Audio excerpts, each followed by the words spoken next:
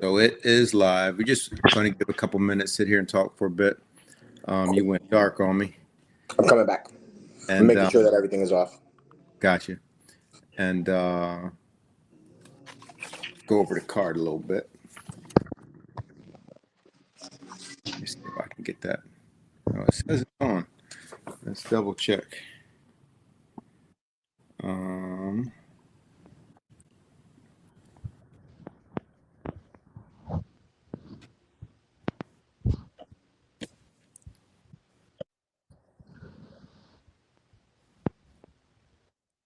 all right. No.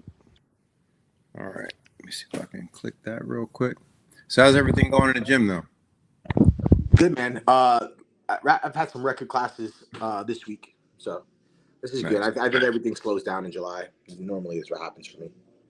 nice.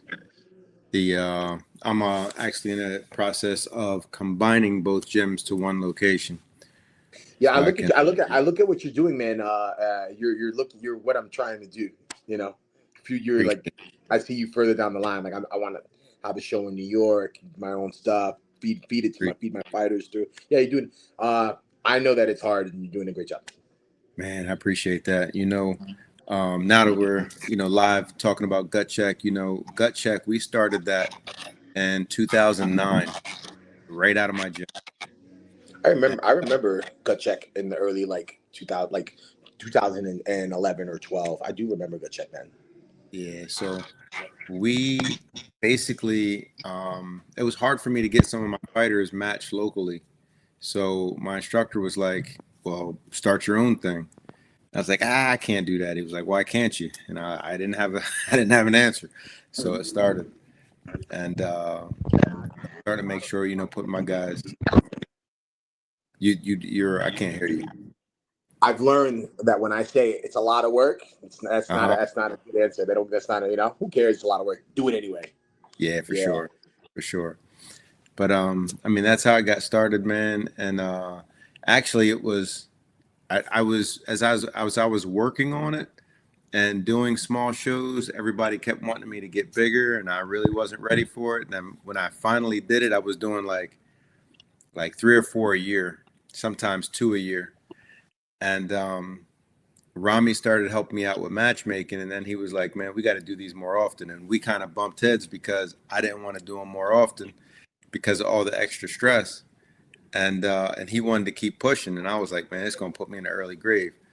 So once we got the right team, Rami's doing his thing. He kind of pushed me and nudged me a little bit to bring gut check back after COVID, and just put together the right team. Hooked up with Helen, got Big Nate, behind us, and it's been growing ever since, man. Can't hear you again. I hope it keeps growing. It looks great. I feel like the card on Saturday was packed. There was Yeah, that was packed. You know. there was a lot there. We did, when I look at the videos, it doesn't look as packed as it was because it's so much space there. But there were a lot of people there. It was so I looked up and it looked like a sold out crowd. yeah, it wasn't sold out. It wasn't sold Oof. out, but it was a lot. It was definitely a lot. Our last sold out crowd was actually the last time we were at the Boys and Girls Club for Gut Check. Oh, Yep.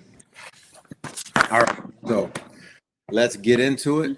Um, talking about Gut Check 61, which just aired, and we had it live June 20th, this past Saturday. Um, so years ago, our youngest champions ever on Gut Check were about 10 years old, and those guys are grown men now. So we had Jordan Clark Williams versus Zach Wynn, which is now officially our youngest ever to be on Gut Check at 9 years old, 60 pounds. What do you think about That was probably my favorite fight of the night, and it? I believe there was a lot of like lessons in that fight too. So, was it Red Blue Corner came out all excited, talking smack, crying, got dropped pretty early with a body shot. Red Corner, it was Red Corner, you Yeah, know, and then the young brother he kept his composure. I remember I caught a boomerang of it. He hit a beautiful. left body kick, switching his stance into a right hook to the head. It was just, I look at this kid and I'm like, wow, if he can do that now Yeah, at 10, what's he yeah, doing? Forget 20. What's he doing at 15? You man. I know? was so impressed with both of them. You know, Yeah.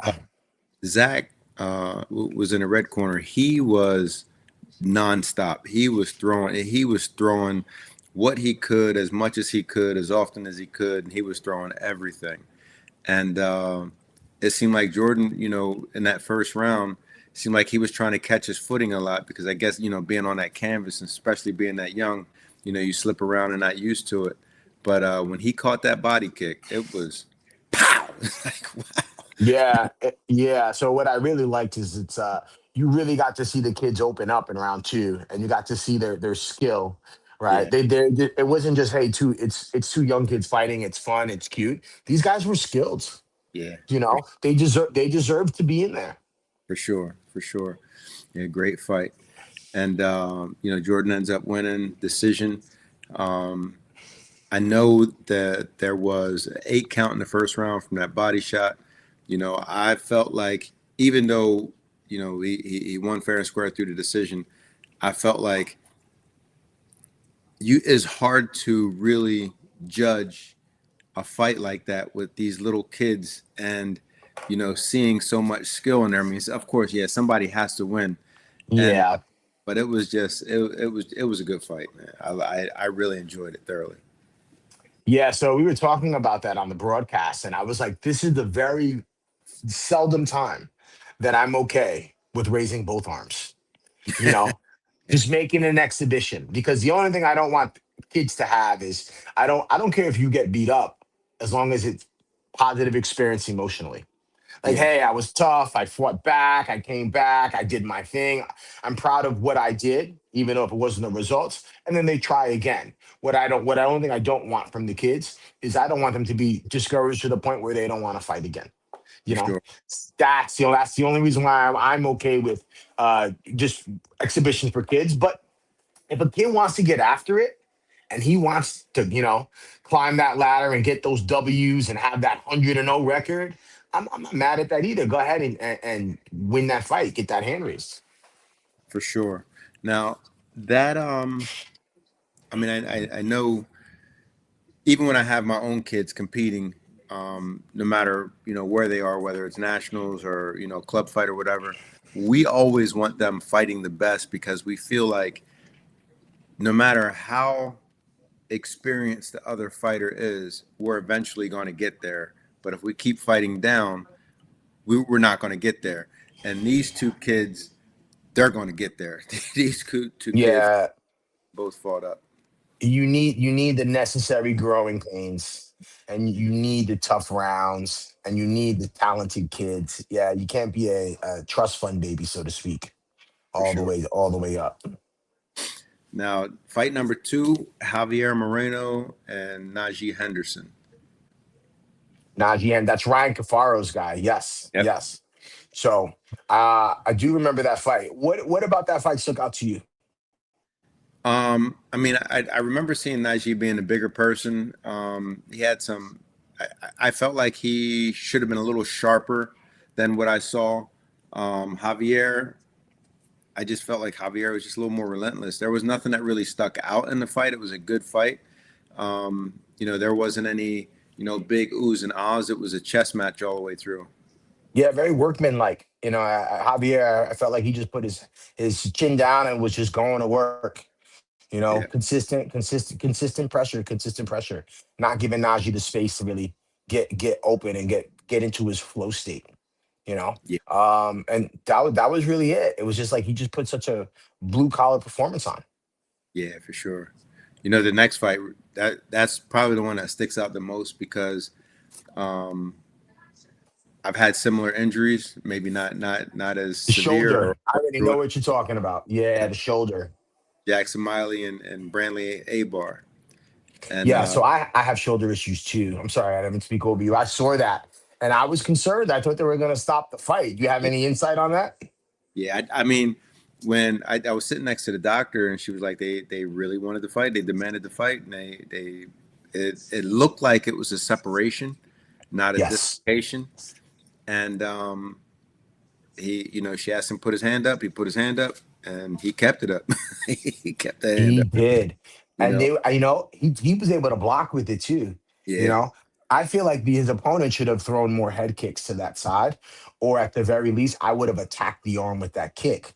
But that takes a little bit of, I don't want to say maliciousness, but you got to go in there. And now it's going from, hey, trying to score to trying to hurt the opponent because you already know that he's compromised. And if I hate to be Sensei Reese here, but if you're not willing to sweep the leg, this ain't for you, Pop. You know what I'm like? Who wants to? Who? I don't want to get beat up and lose a fight by a dude with one arm. Yeah, I So don't that watching the fight, even watching it over again, I did not feel like I don't think that it was that the kid didn't have um, the will to want to hurt him. I think that he just wasn't skilled. He didn't have a high IQ. He fought hard and he did everything that his corner was training him to do. But when it came down to dig deep, because now you're tired, now you gave everything, that IQ is supposed to kick in at that point. And I felt like he was just fighting off of gas, the empty tank. yeah. Now, as a senior coach, how would you? Like, is there something you would have told him in between rounds? Is there something you have your guys train for when that comes up, or is that just one of those things you have to Monday morning quarterback? Like, hey guys, So this happened. It's hard to be prepared for. If it ever happens again, this is what we do. So if I were blue corner, the side that was losing, if I was blue corner, I would have had him continue to play with the jab because the other guy was looking for counters and he was looking to counter with his good arm. And Yes. what I would have done is play with the jab a little bit to work getting that leg kick and just keep a distance and keep peppering him. Not really necessarily trying to go to the head because I see him tired. I know if he tries to throw anything big, he's going to get more gassed. So pepper with the small shots, get a big kick in. Pepper with the small shots, get a big kick in until you're rested. Just keep racking up these points because Yeah. don't give him anything to counter. And at this point, he's thinking that the leg kicks are coming. Now start to push your teeps in. Now start to put your right hands in. Yeah, very good. I would also have him continue to be moving to. It was his. Yeah, he went southpaw, kept his left side. I would have had him continue moving to his right because I Yeah, know that he can't throw that punch, right. right? He can throw that kick, and he didn't show the ability to kick my head. Yeah, for sure.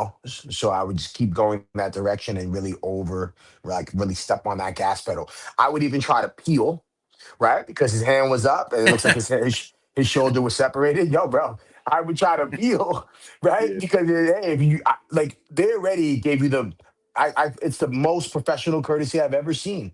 They yeah. gave they gave him like 20 minutes to get his shoulder in place. And it was a 20 minutes. Yeah. If I'm the losing quarter, bro, it's 20 minutes. But yeah, I'm just trying to pull it down, something, just because like optics. I want the judges to hear you ooh and Yeah. squirm around a little bit, And, right? I want to show that but I'm he doing was damage. so that's the other thing. Like the blue corner was committing to his shots, allowing the counter. Yes. There was no feints. There was no draw him out. It was like boom, boom, and he was catching the worst part of the So booms. so what I've seen from my experience at that level, it's hard to feint because everybody is so like Yeah. spaced out in their first I mean, couple of they fights are first that timers. yeah, they're not comfortable enough to see that feint. And now as a coach, when I train with my students, I'm realizing that how big I have to make my feints for my lesser skilled students to see, to recognize it and process it. Where usually the better the fighter is, the smaller the feint is, because we're now picking up on the subtle shoulder motion before you throw your jab. Where these big guys, I really need to like drop my hand, pick it up, yell or something. So I know. I just wonder if feints, like high level feints, are just not available yet in the beginning. And it has to be big feints to draw out big reactions to be able to capitalize. Um, I feel like when you're injured or even when you're tired, those headlights go like this. Yeah, the eyes get wide. Yes, And sir. I think that the feints will work no matter if they're big or small at that point. But looking at red corner, how do you fight your debut fight and stay that controlled with your shoulders sticking out? Yeah, what that tells me is that that wasn't the first time it's happened. Right. He he didn't look bothered. His corner didn't look bothered. So it's something that they have dealt with, you know. So good, but it's one thing to deal with adversary in practice. It's another to deal with it under the lights, and he Yeah. was able to do it under the lights. Like I would low key give him a star for like best mental performance of the Yeah. night. You know, because that's hard, bro. A lot of seasoned guys can't do that. That requires both discipline, mental, and physical toughness. All three. Yep. Yep. And leading into our next one, which was tough fight. Colston Rigby, Anthony Coyle.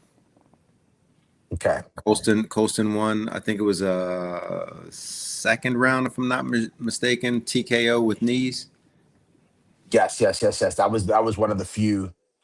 Yeah, just too much water in the basement. And these are both 0-2 guys, and I always make fun. Somebody's O had to go, but it was a scrap from beginning to that last knee. It was like Anthony is like his gas tank just started to lower and lower, and then it was gone. You know, Colston. Yeah, that sucks, man. Because I feel like part of that reason when you get guys, and you don't have to be winless, just be on a losing streak. You know, your brain predicts future outcomes based on previous results. Yeah, So if you're an 0-2 fighter and you start getting, he's having a moment, right? I always wonder how much of that is your brain just telling you, like, hey, let's just shut it down. This is what we expect to happen. We come out, we try, and then we lose. So I wonder how much of that is that, and how much of it is the other way around. Like, yo, we're 0-2, bro. If we want to keep fighting, we have to get this W now, because 0-3 could be a death kiss. Like that might be it. I might not be able to sell any more tickets. I might not be able to get any more fights. I agree.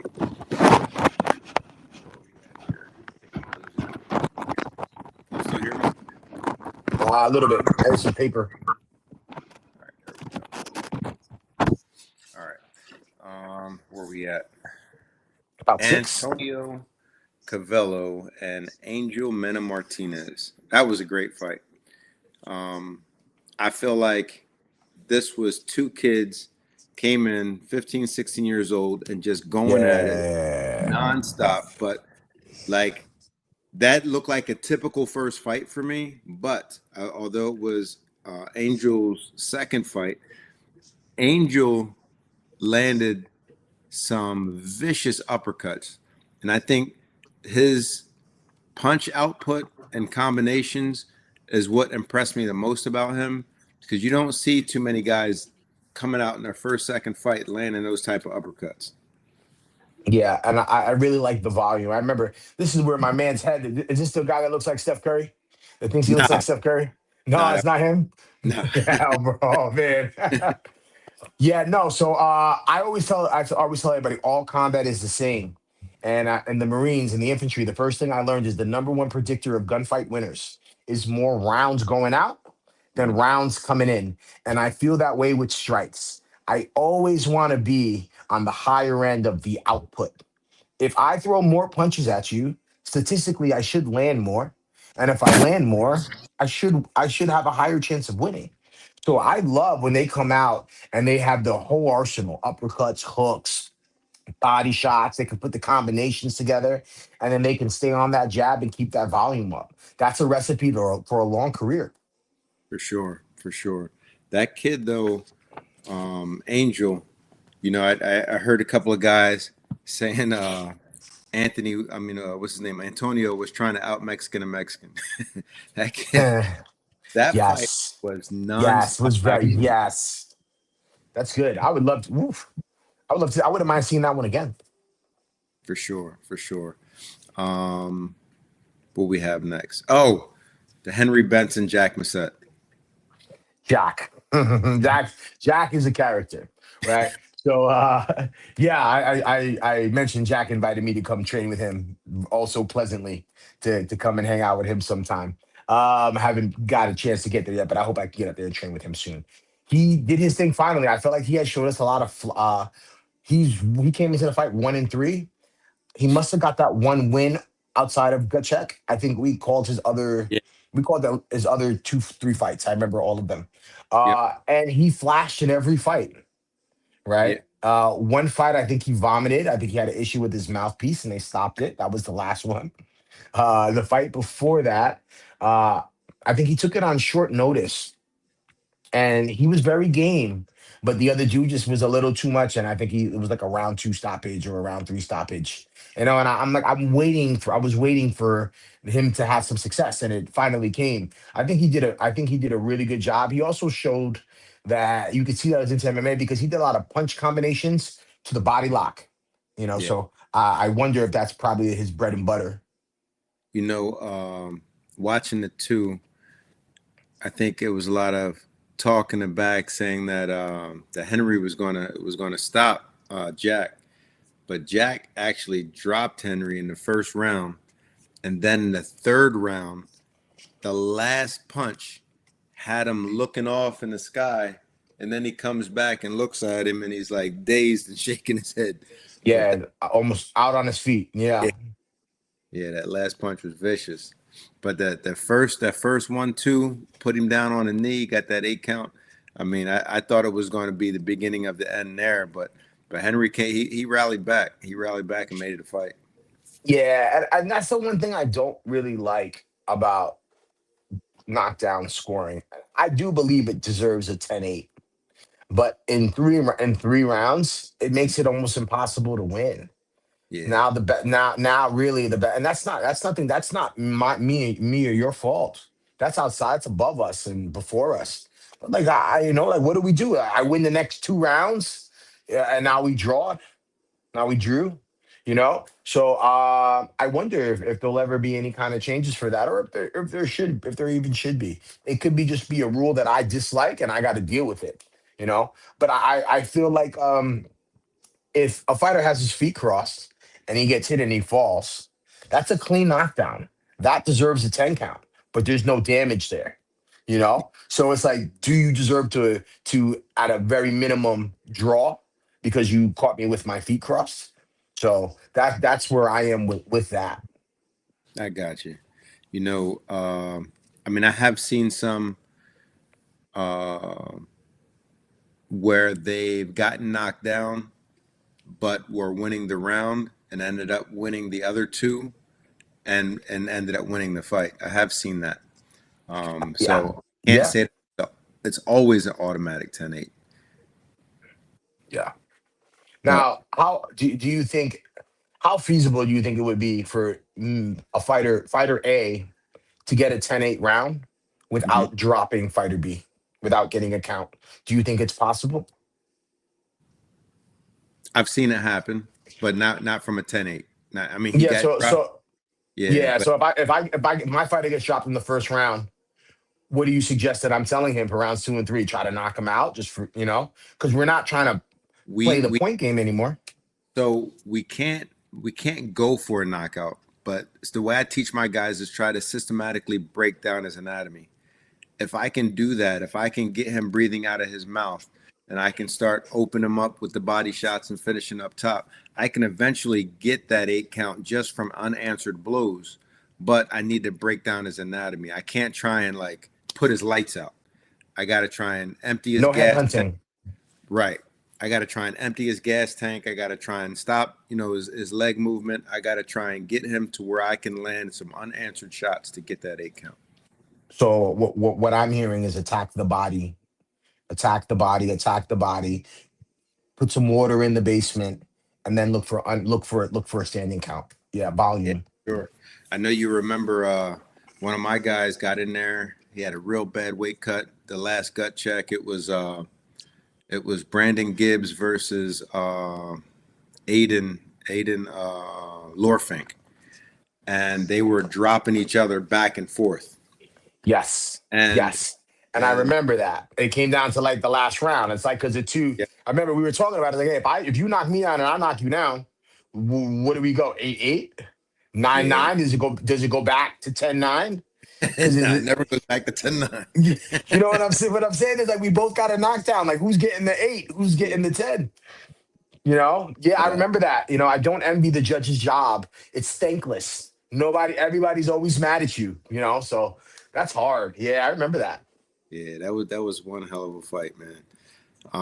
Where we at now? Jack said we are at Jameer Wilson versus Travis Jacob. Jameer, I believe, is out of Choke D Athletics. That was I mean that was a hard fought fight. Neither one of these guys came in with a win, and both of them were hungry for it. And in my opinion, Jameer just edged him. Jameer just Yeah, edged him. It was a good Choke fight. G puts out good Choke G put yeah, it was. Choke G puts out good fighters. Yeah. you know and to me, when someone says like, yo, I mean, like, I'll be honest, talented dudes walk into gyms, not all the time, but like you can stumble into a talented kid, but it's like they consistently win close fights, they consistently have skilled fighters, and to me that's the mark of a good team. Can you guys win that close round consistently? I feel like Chuck D's pretty good at that. They had another good fight, Chuck D with Algie MMA. They Yeah. both their fighters won early, and then they had that second fight with I forgot his name. 30-year-old guy made his debut. Looked very good. Um, Um. when we get to it, when it was Choke. I know that the camps were Choke D and Algie MMA. I think it might have been like fight 10, fight 11. Okay. So the next one we have up, which I don't know if this is the one you mean, but Xavier Taylor versus Ezekiel Ramos. No, Zeke's from he's from Tiger Showman's. Yes. No. I do remember that fight though. This looked like another Mexican versus Mexican type fight, right? The guy he was fighting was just kept coming in. Yeah. Yeah, I mean Xavier was a lot taller than Zeke. Zeke was a smaller guy. He was, a lot of head movement, but he kept his legs heavy, and he was throwing bombs. And Xavier, I believe he was from North Star. Xavier just kind of kept his distance and was picking good shots. He was getting some really, really good shots towards the end, but he just didn't have enough of gas in the tank to really push over the edge. But he stayed smart, he stayed composed, he kept his distance and landed some really good shots. But the tenacity of Zeke, man, that guy, seeing his head movement, seeing him go, seeing him push, seeing him keep pushing forward, he kept Taylor on his back foot a lot of the fight, because Taylor had to try and get that distance, and Zeke just kept coming in. Yeah. It was a good fight. You know. Yeah. I'm interested to see where they both go from here. I know Ezekiel will be back for sure. Oh yeah, yeah. Um, I think they have something else planned for him later this year. But next fight was a good fight too. Logan Griggs, Nazim Fagan. Nazim was from Nazim won that decision. He was from Pierce Martial Arts here in Delaware. Uh, yes. Yes. What did you like about it? I'd never seen Nazim fight before. He was kind of a quiet Nah, that's kid at right. weigh in. He was quiet during the, every time I see him, he's just quiet. And when that fight started, this kid has some skill, man. He fought hard, he used everything, and he used the ring well. A lot of Do you fighters, happen? especially kickboxing and Muay Thai, they tend to follow each other in the ring. He was cutting that ring off. Yes. That is my number one pet peeve: fighting on train tracks. Yeah, You know, I tell people all the time, follow his front foot, not his back foot. His front foot is probably going to be his back foot because that's the one that he's going to step with first. When he steps with that back foot, step and meet him across. The cage or the ring you should cut in half. And he did do a good job of that. And I believe if you could start with that, that's already a leg up because now you're winning the generalship. And position matters. Position matters. I wonder if this has 1 second here.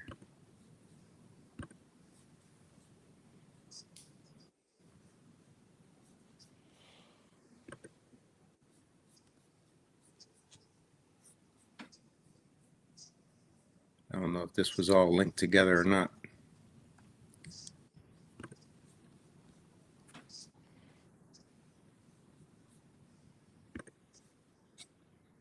All right. Either way, so I think that I don't think that I linked the two platforms together the way I thought I did. That's okay. But yeah, Alex Bendinelli versus Jared Scott. We remember about this one. Jared Scott. I need to see his picture. I can't. Give me 1 second. Jared Scott. This one Start. was Start. all. Go ahead. I think that's the kid that you're thinking about. This one was all action from. Yes. Yes. I remember. This is the guy that thinks he looks like Steph Curry. Yeah, You know, Tay Steph Curry. Let me tell you, I was talking. I was teasing him a little bit about Steph Curry not being that short. Too short to look like Steph Curry. But this dude was all hard, bro. It didn't matter how many times he got punched. He got hit with an uppercut that I swear to God, the top of his head touched the back of his feet. And he came back. He didn't look bothered at all, bro. Didn't a lot of people when they get hit like that, one of two things, sometimes both happens in my opinion. They get gun shy and they don't want to throw because they know every time they start exchanging, they start getting clocked. Number yeah, one. And number two, they just get exhausted from the physical input of the other guy's fists and shins. Neither happened to my man.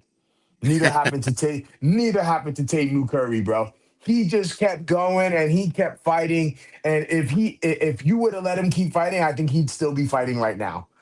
So it's like I'll take a dude like that any day of the week because he has the stuff that you can't teach.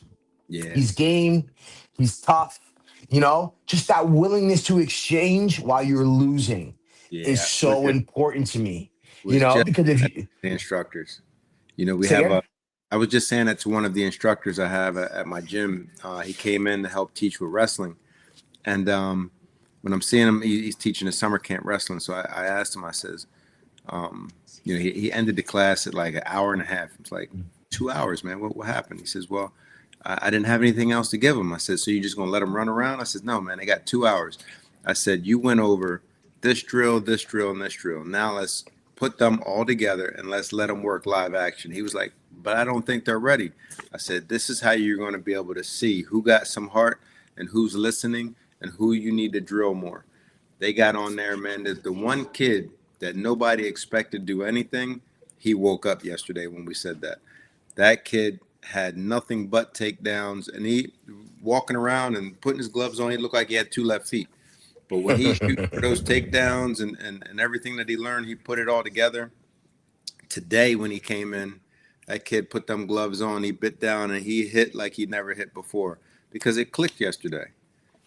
I love that. My thing now, I've started my gardening journey. And I love when I'm out there and there's nothing. And then all of a sudden I just will go wake up the next morning and their flower has bloomed.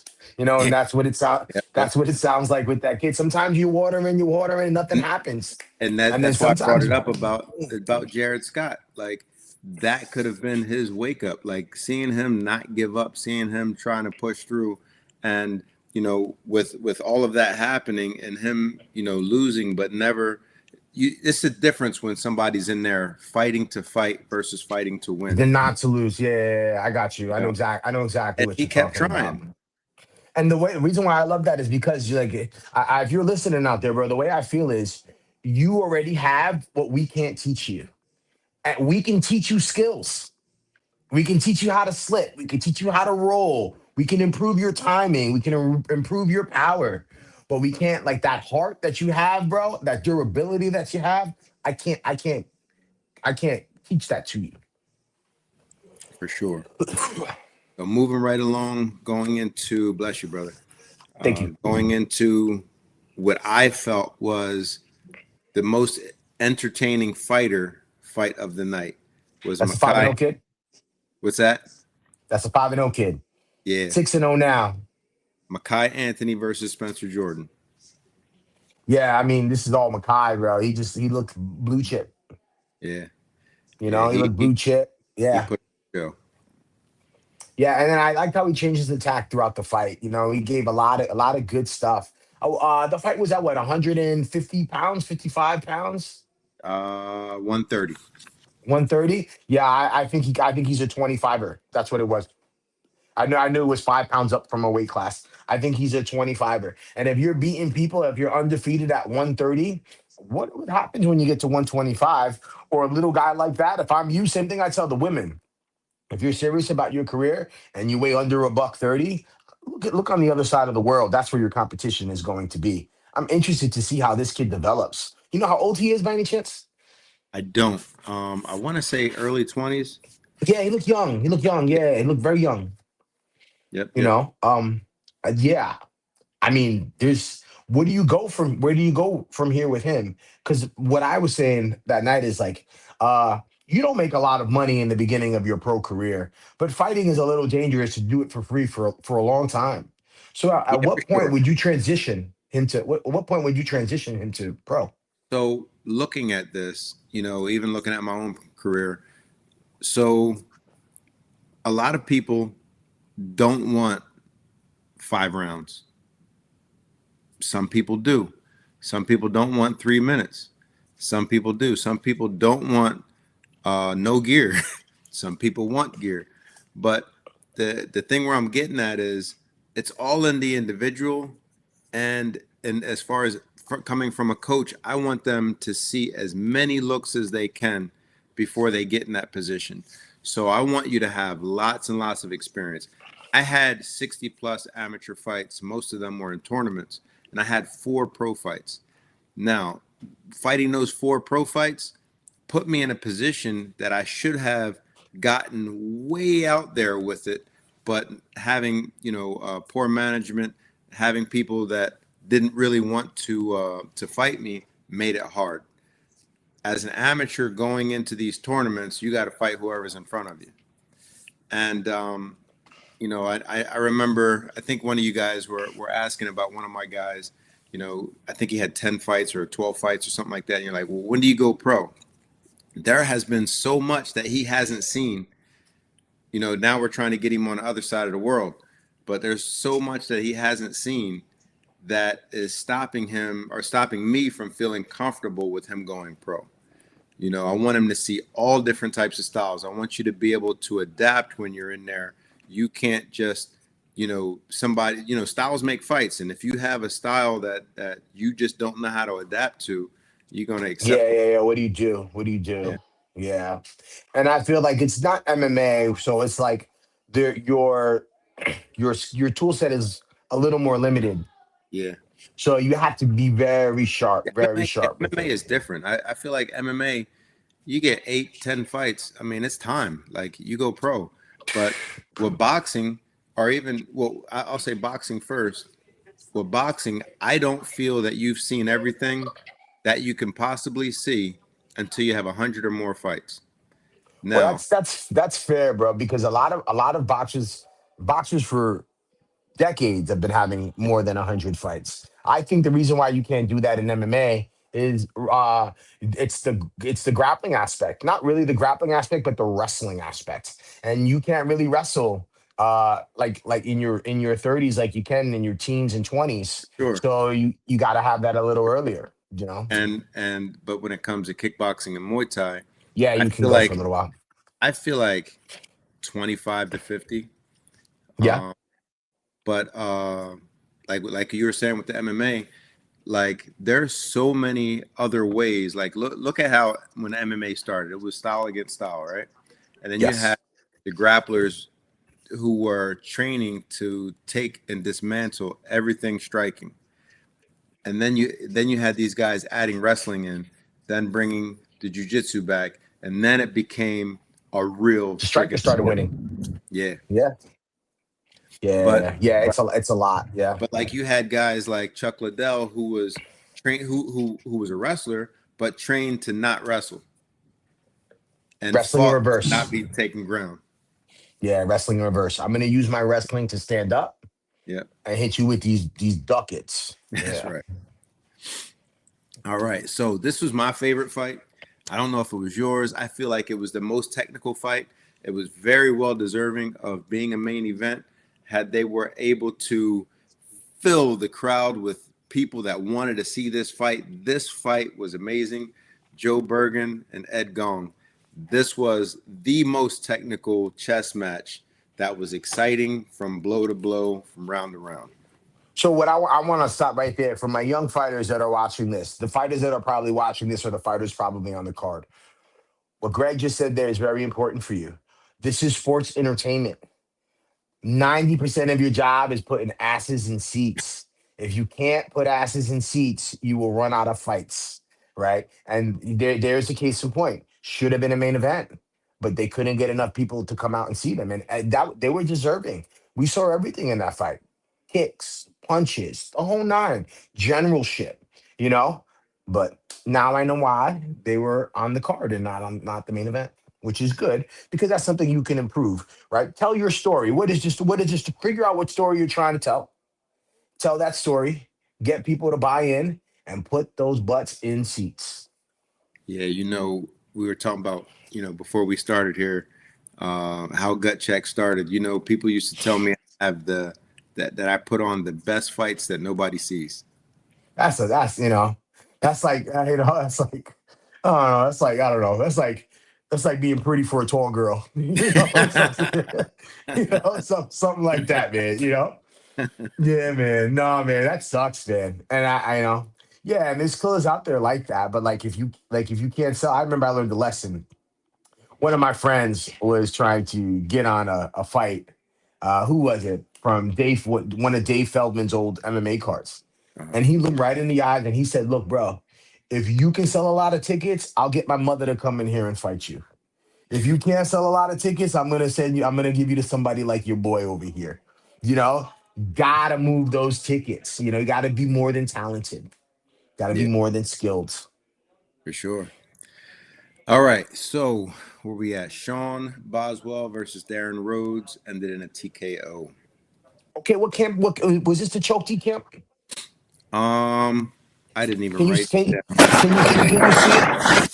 I didn't. So We guys, didn't put I'm that over on the here. card. I'm over here putting the pressure on Greg. I don't have my former bout sheet, so it's not his fault. It's my fault. I should have it in front of me, ladies and gentlemen. I'm sorry that I do not. Darren Rhodes was a relentless fight. Darren Rhodes landed some bombs. It was a great fight. Um, the fight that actually had everybody standing up and everyone in the uproar was actually the co-main event. This fight, it just got put together last minute. Um, it involved two debut fighters. One of them, I believe, is 40. Luis de Yeah, yeah, yeah, yeah, yeah, Oliveira yeah. Silva and Evan Hochback.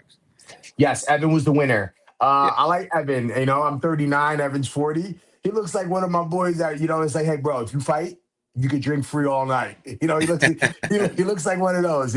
For those of you that have trained in Thailand, you'll know those bars. You go out, you drink, you have a 3-round fight, and they let you drink the rest of the night.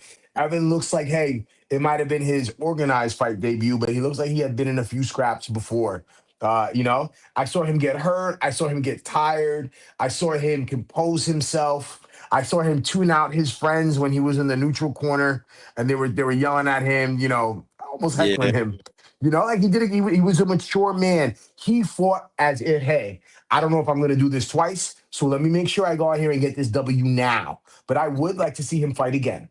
I would like to see him fight again. I would actually also like to see that fight again. I feel like Lewis, as he took it last minute, I felt like he put on a really good fight. I thought the fight was stopped early. I wasn't in agreement with the stoppage. I thought it should have went on. Lewis, he was game. He was landing some good shots until before the stoppage. But Evan was relentless. I didn't like his reaction when he got hit. It's kind of like he froze. But when he was hitting, he started moving. He started putting everything together. It was kind of like that wake up call in that first right hand he took. Like well, I'm in a fight now, and he bit down and he put it in. That was a good back and forth fight, in my opinion. Yeah, that's the kind of first win that you want to have. You Yeah, know, you felt the temperature of the water. It was a little cold for you, but then you were able to gather yourself, and push through, and yeah. that's what you. That's why people want to fight, because you want to see if you have that inside of you. That's what men are looking. That's what these young men are looking to see. Do I have that heart? Am I the dude that I think I am? And when you get to go out there and prove to yourself that you are the dude that you think you are, that's great. You know what I'm saying? Like, well, what else do you want, bro? My man. All right. Finally, our main event, we got Brittany Cheadle and Rachel Baker. Rachel Baker was out of another Tiger Schulman fighter. This was her last fight. She had her farewell party walking up to the ring. This is the second time that she fought for gut check, and actually her only two losses. She hadn't fought in several years beforehand, but I think she wanted to show her students that she was willing to get it done. Yeah, I really think, and this could just be a little bit of projecting here, is that like fighting, football as well, they're really hard sports to take a break from and then come back. They're really hard. Combat sports as a whole are volume sports. Like, how do you get better at jujitsu? You do 25 rounds a week, you Yeah, know? Like, how do you get back? Like, what's Barry Robinson? His whole thing is a million rounds, Like, fighting is a yeah, volume sport. So when you take those breaks, the reason why it's hard is because she also had a kid, and you get a little bit softer. You got these loving eyes looking up at you. Your little kids that you taught are all grown. Your BJ Penn said this. He's like too full of love to go out there and fight, and it can be hard. but And the opponent, she was like, "I'm not gonna be your farewell. You're not right, gonna come in here right. and beat me She up. was, I'm gonna she was send I'm gonna send you off the way you should be sent off. I'm gonna whoop you up as much as I can, and that's it. So congrats to her opponent, but also good for her. Like, she was fighting for more than fighting. But I yeah, don't like a fighter fighting when they're already thinking about retirement. The yeah. moment you're thinking about retirement, you need to stop fighting. I My got you. opinion.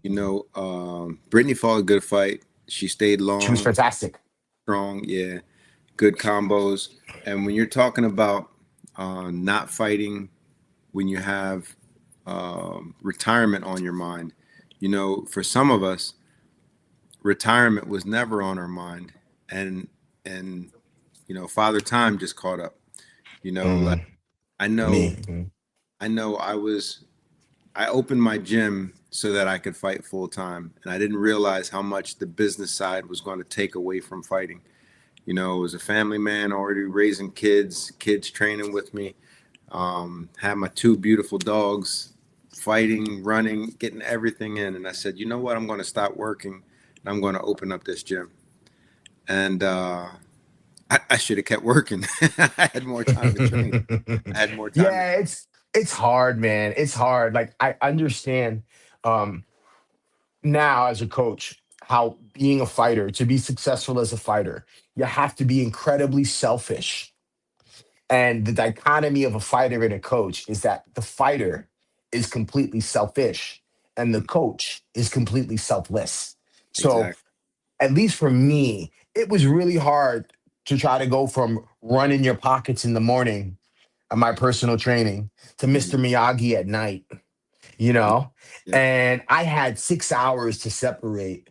So for the people that try to do coach and train and get ready for a fight while they're doing, it's a lot on your plate, and it feels at times as if it could be insurmountable. So the fact that she still goes out there and tries it, I applaud, but I also understand why people are like, hey, it is my time to coach now, you know? Sure. So I Sure. But understand both. on the other end of that, you know, I see memes, I see videos, coaches out there saying, fighters have to understand what coaches have to put up with. We have to take time away from our families, time away from this, and we're putting into the fighters.